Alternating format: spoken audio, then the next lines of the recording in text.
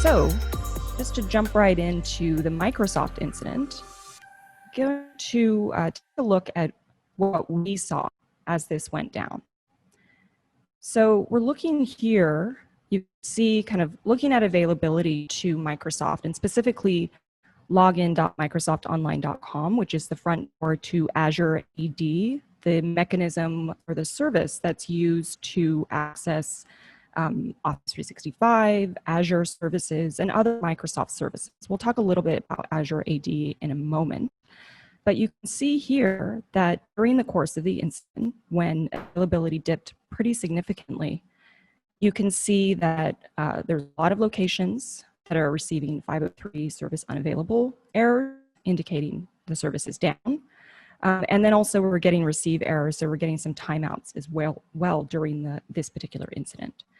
And what's interesting here, as you can see, is that it looks like North America or the Americas, as well as Australia, were most impacted, which aligns with Microsoft's own description of the scope, which we'll look at in just a moment. So the incident unfolded around 2:25 p.m. Pacific time, so 21:25 UTC.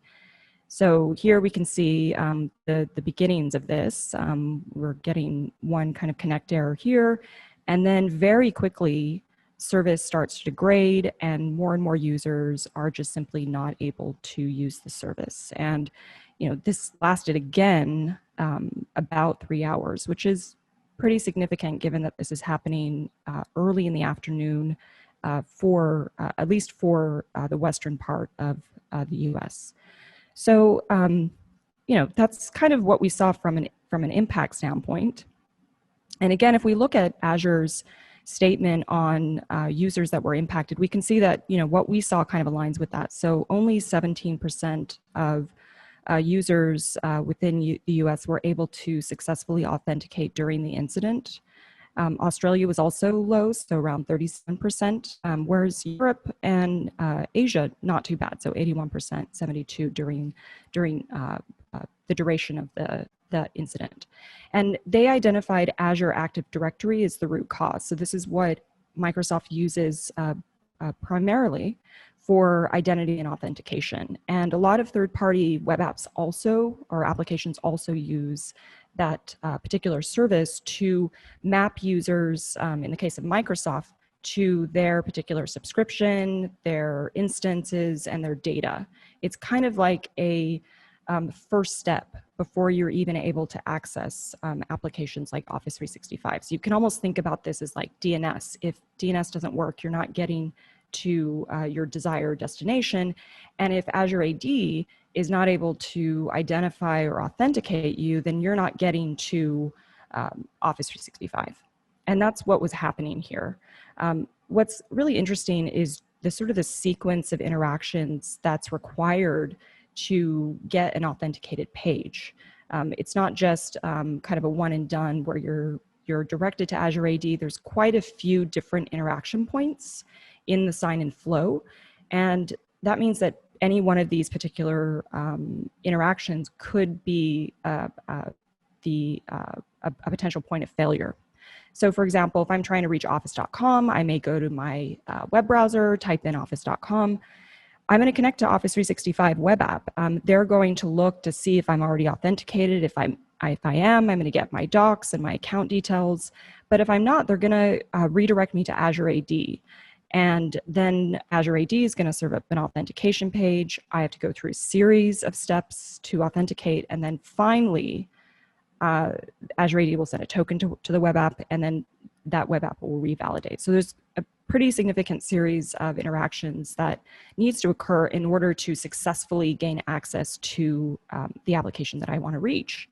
And so what was interesting was that during the course of the incident, yes, we were seeing 503s. So, effectively the application was simply breaking here. So the redirect to Azure AD was just getting back a service unavailable.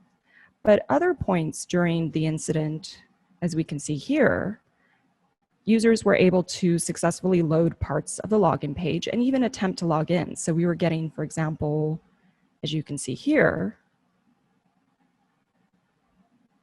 on attempting to log in, so we were able to successfully load the page, we were getting an error indicating that there was a backend issue with Azure AD.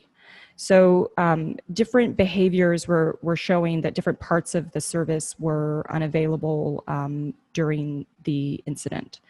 Now, I think, what's interesting about that, if we go back to when users were successfully able to sign on, we can see, for instance, and let's go ahead and expand this. We can see all of the various components that need to work and need to be successfully served up in order for the user to have a good experience. And what's particularly interesting here is you can see, okay, so we're redirected from office.com to login.microsoftonline.com, which is Azure AD's front door. And then once that happens, we start to get a variety of components that are served up from, in this case, we have Verizon Edgecast, which is kind of front-ending parts of AD. And then we also have, for example, Akamai and even Microsoft themselves. So multiple providers involved, many different components that need to be served up. And that really just speaks to the complexity of modern applications. You go to a login page, your experience is kind of something that's monolithic, but underneath the hood, there's this multiplicity of services and providers and components that all need to successfully work together in order to provide that experience. And then there's also a lot of services on the back end, like API calls, that need to work in order to serve up applications. So it's important to understand kind of what your dependencies are. And a transaction test is useful in kind of showing you all of the different pieces that make up an application and the providers that are that you're reliant on. So that was the Azure Active Directory incident.